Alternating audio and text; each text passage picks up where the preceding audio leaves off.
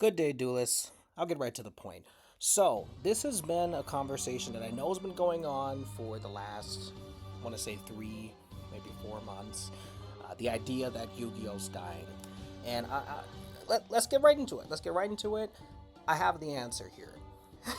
Which maybe the title is kind of straightforward, so I guess spoilers on that. But the game's not dying and it's not dead.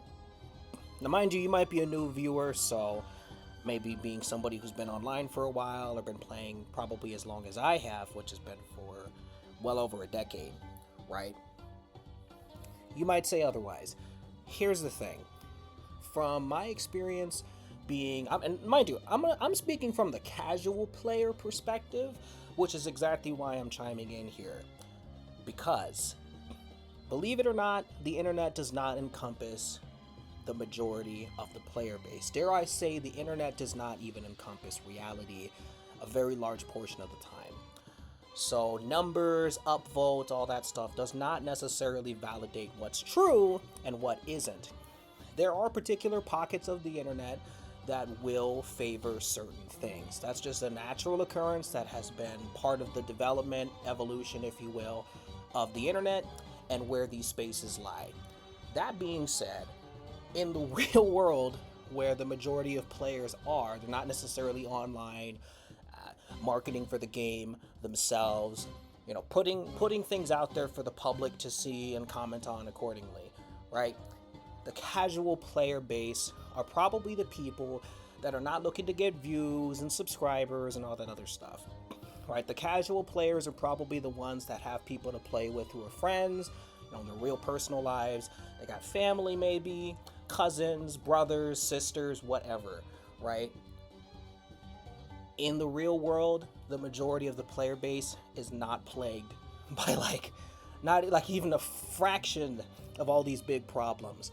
Now, I want to get to the meat of it. A lot of it comes down to the finances that go into this game. Here's the thing, and Kazuki Takahashi himself touched on these things in the original Duel Monsters anime.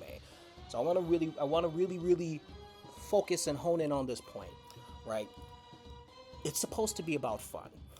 And and as many times as I've made that statement in response or reaction to maybe some clips that I've seen from the other Yugi-tubers out there who have been doing this longer than I have as far as Yugi-tube is concerned, right? I always get a contrarian, somebody to rebuttal this in some way, shape, or form.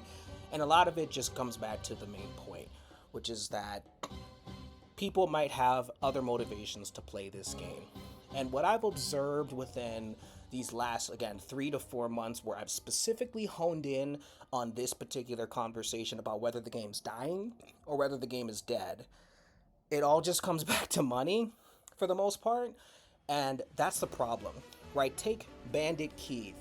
Take, to a degree, you could even take like Kaiba in the beginning of Duel Monsters, right? Kaiba, he was all about the status of it, being the best, being known as the best.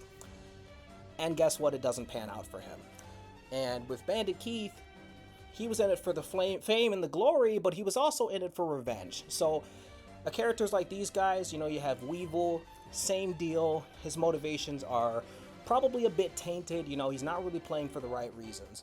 And so he ultimately, despite his attempts to sabotage our main protagonist, Yugi, it doesn't really work out. He still ends up losing no matter what. The point that Kazuki Takahashi was trying to make in Yu-Gi-Oh! Is that it's ideal to have one motivation primarily over all else when it comes to playing at least his card game. I would say that it could apply to any and all card games, but we're only talking about Yu-Gi-Oh! It's to have fun. It is a hobby. It's something that you're meant to do to enjoy yourself, to enjoy with other people, to enjoy with the people close to you, to enjoy with people you've never met before, to enjoy with people who are not yet but one day will be called and considered, by your standards, friends. That's what this game is about. And so, unfortunately, I think a lot of folks, particularly online, who are especially entrenched in the competitive scene, they've really lost sight of this. And look, this isn't a dig, this isn't a jab, this isn't a shot. I really want people to be able to have fun with this game. I've been teaching people how to play just through the basics, you know, teaching them all the summoning methods, teaching them how to normal and special summon, you know, playing a spell card versus playing a trap card, and all the differing types of cards that there are, right? I've been doing this for a long time. A lot of it, Bo, has been casual. You know, I haven't been taking these people to go play at events. I've only maybe done that a couple times, and that was about it.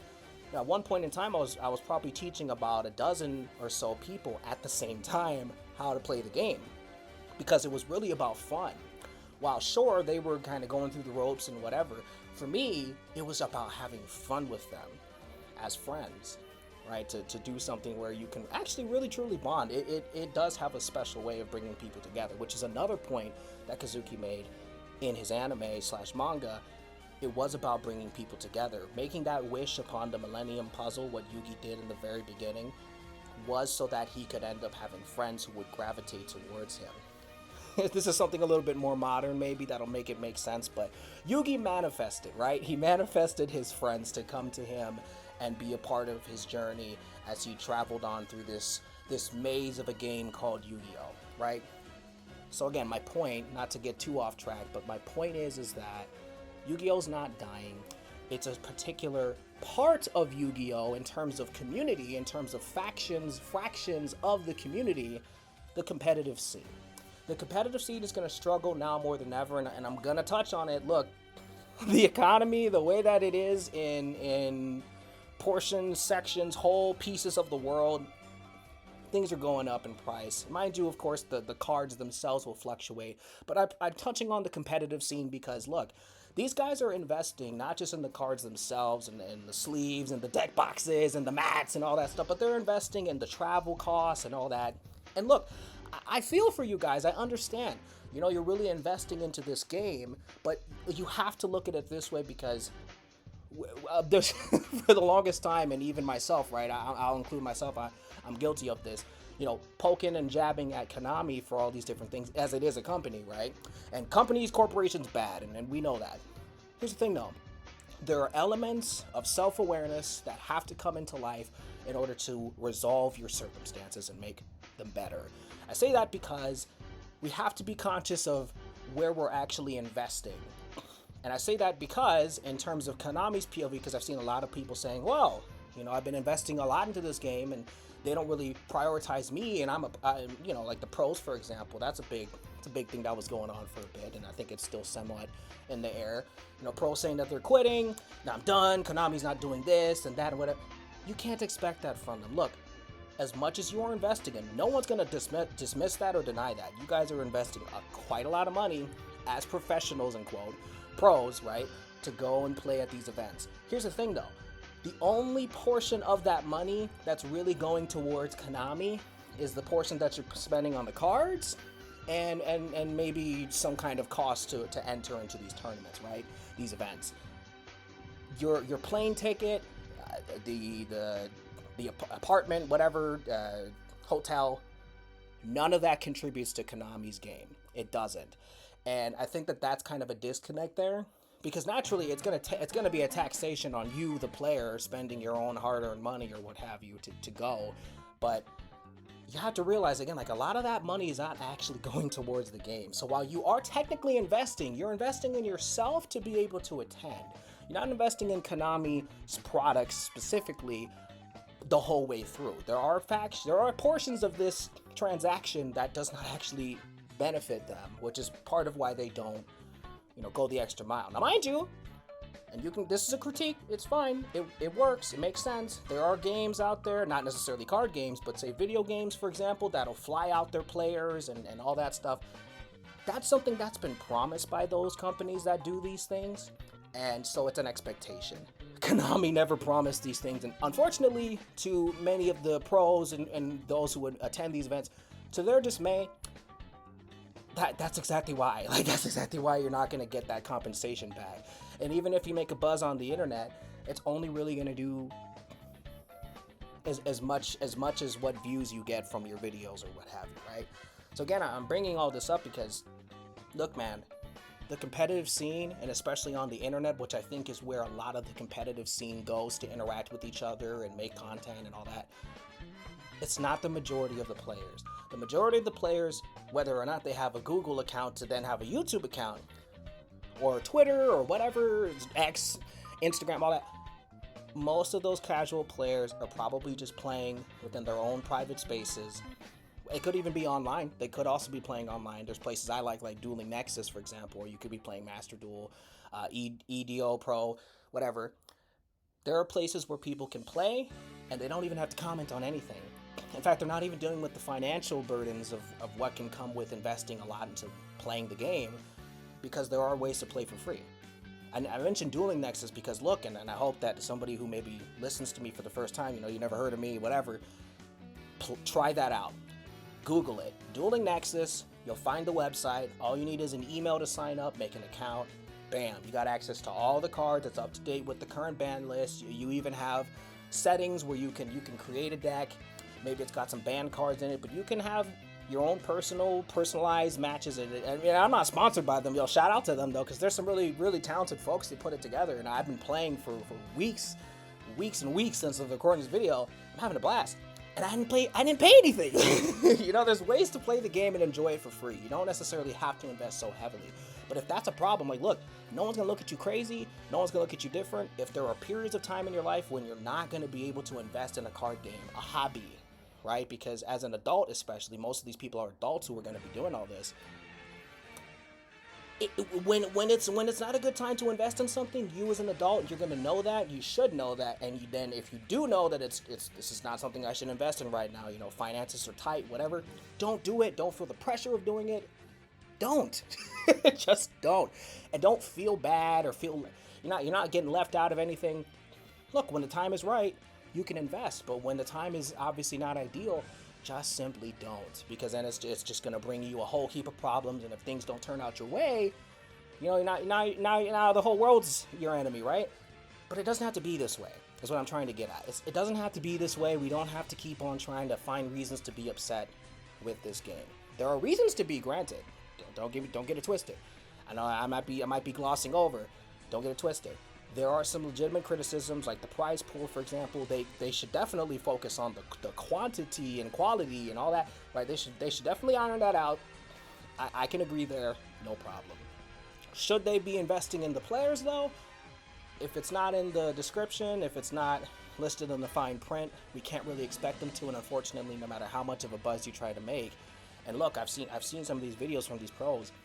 It's been over a month. They haven't said or changed any of that. It's probably not going to happen, and it's unfortunate, but it's the real world. We can't really just manipulate things through, an uproar and expect it to just change things. It's not quite how change works. If you really want to hit them where it hurts, don't say anything. Quit the game quietly, go off to your own devices, maybe start playing another game, pick it up. Don't even say anything. You don't have to make a post. You don't need to announce it to the world. Just quit in silence. And now the company's going to have to be left thinking, well, why did they leave? Think about it like this, right? I'll put you into the mind of maybe like a casual YouTuber who's probably trying to grow on YouTube. Like, when he suddenly starts losing subscribers and nobody's commenting, nobody's saying why, that's going to leave him wondering, like, what did I do? What was my video bad? Right? It's going to be the same thing for these companies. Like, if a lot of their heavy investors just completely pull out, they stop investing in certain aspects, that might lead them to question, okay, what business move did we make that's led to this? Maybe that'll kind of trigger some food for thought. Right, but making a buzz, making a spectacle out of it, that's exactly what it is. At least that's what it's going to come off as, and so you're probably not going to get the most effective results, and none of them have. None of these pros have. None of anybody else who's probably gone out there and been vocal about these things. It's not going to happen. It's just not. Unfortunately, because I feel for you guys. Again, I'm not going to dismiss that there are some legitimate criticisms to have. There are some issues that come with playing the game right now, at least competitively in a more advanced setting. But I'm also saying, look, man, casual play will always be the superior version of the game. Whether you're playing online, on a website, you're playing on a console, whatever, you're playing in real life. Either way, the best aspect of this game is when you play it casually, because you're really just playing for fun, for your own enjoyment, no strings attached. I get it, the cards can get pricey. A lot of that's dictated by who? The people who are paying for them, the players. The players create that market. And so it kind of can't be avoided, unfortunately. But That just goes to show, again, if you can't invest, if it's not a good time, don't do it. Don't force yourself to, and then don't make it a headache for yourself later. It's not going to be worth it. It's just going to get you frustrated. It's going to be from a hobby to a hindrance. It's not going to be worth it. So don't do it if it's not in the cards. If it's not in the cards, don't play it. Don't play your hand. Play it safe. So a bit of a rant, but I digress. The main thing is that I really want to get out there as a message is that no, Yu-Gi-Oh's not dying. Yu-Gi-Oh's not dead. If anything, the competitive scene is unfortunately what's dying. I feel for you guys. Problem is too, is even if you guys quit, new players are just going to end up rising up and taking your places. Unfortunately, because there is such a massive pool of people who still love this game, play this game, and take this game so seriously that they're willing to invest, just like those of you who already have for years on end. Unfortunately, there are going to be other people who are just going to come in and work their way up just like you did. So, if investing right now is just not the right thing for you, play casual. No strings attached.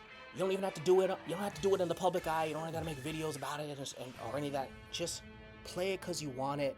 You want it. You want to play it. Play it because you want to have fun. It's enough motivation for anybody, if you ask me. But again, and this isn't even cover my own butt, but look, I'm all for the casual. That's exactly what I push on my, what do you want to call this, platform? But I think it's the best way to enjoy the game and get everything you could ever really need out of it, which again is enjoyment, aka fun. So, that being said, I'm making a definitive statement here. I know I'm gonna have control. I know there's things that I haven't even covered. I know that there's topics, there's little minute details that I probably didn't hit, and I'm sure someone can point out. Hey, feel free to. I ain't gonna have any which ways about it. At the end of the day, though, I just want people to enjoy this game. I love it. These prices, no matter how crazy they might get for cards and what have you, just even on that note, because I play IRL too, so hey, I get it. You know, those prices go crazy, but sometimes you just gotta know, you gotta have the self-control, because sometimes it's tempting, man. Sometimes it's really tempting. I've been there. But sometimes you gotta know when it's the right time.